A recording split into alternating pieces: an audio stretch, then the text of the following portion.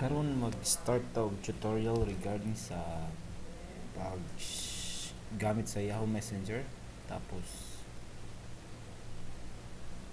mag-share mo og videos. Mag-share ka sa kuha video, mag-share ko video sa imo. Inana pa chat nimo ang imong misis or imong mga anak, pwede mo mag-chat. Okay? So first, adto ta sa Yahoo Messenger kani. Pwede na siya diri or makita po na siya diri sa start diri sa programs na Yahoo Messenger Yahoo Messenger pwede diri na po diri. So kana Yahoo Messenger or kaning diri sa gawas kung nakakasagawa, so double click lang na siya. Man paggawas butang nimo imong Yahoo ID, hindi na kinahanglan ibutang Hermi Pancho lang, hindi na kinahanglan ibutang yahoo.com. Tapos ang password nimo sa imong email, sa Yahoo email nimo maupod nimo lang diri. Pwede ibutang nimo ning remember my ID and password para di na ka mag-type sa imong user ID pati password balik-balik. Tapos kaning sign in automatically pag open sa imong computer, kung i-check na nimo mag-sign in dayon siya. Kaning sign as invisible to everyone, pag check na nimo dili ka makita sa uban nga online ka.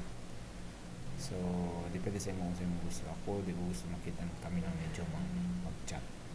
So sign in ko. Wala tong lang nimo siya mag-sign in, so inani naka-sign in na. So kani na diri kung naa diri ang ngalan sa imong asawa, pwede pangitaon na lang nimo, pero sa kuha na ako ang ngalan sa asawa, wife. So double click na ako, pwede na ako maka-chat sa kuha kay John. Enter lang. Pag kumani mo type, enter lang dayon. Or kung wala diri ang ngalan nila, pwede po ka mag-adto sa contacts, i-add nimo ang contact nimo. Murag sa cellphone ba, i-add nimo imong contact. So sa add sa contact, ibutang na po nimo kung naa kay Yahoo ID sa imong asawa or kay Jopper, ana type pa nimo diri Jopper. Example, mao ni ang Yahoo ID at yahoo.com. Tapos next lang, pwede nimo ibutang friends, relative, daughter, son, so butang nato relatives. So next, yan, mangita na siya og Jopper nga Yahoo Messenger nga Yahoo. So kung naa na siya, available na siya, so pwede na mo makita na nimo diri ang ngalan ni Jopper. Makita na nimo diri ang ngalan ni Jopper. Pwede na nimo siya i-double click tayo pareho kay Jomani, double click na po ana.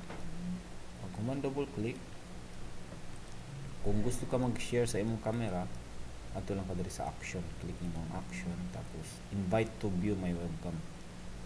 Click nimo ana, magawas na imong cam, tapos kung gusto po ka magtanaw sa iyang cam, kani view webcam, kani para sa iyang cam ni.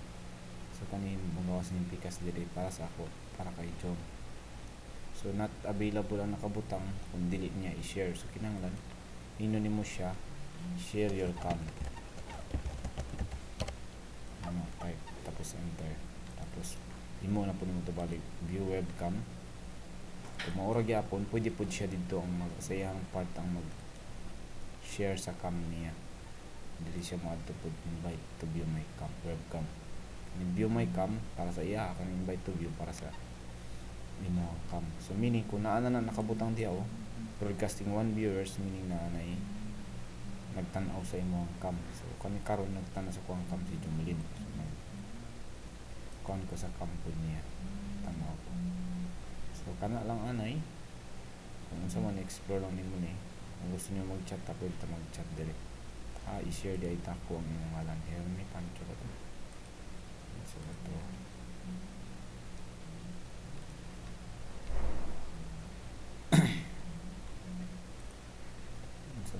user ID, Hermi Pancho at yahoo.com.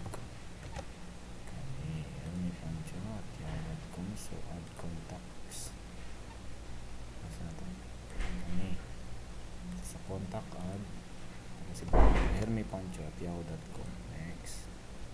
Next. So magawas na madto na sa imong account. Pag open nimo sa imong Yahoo, magawas na siya. Okay. So bye bye.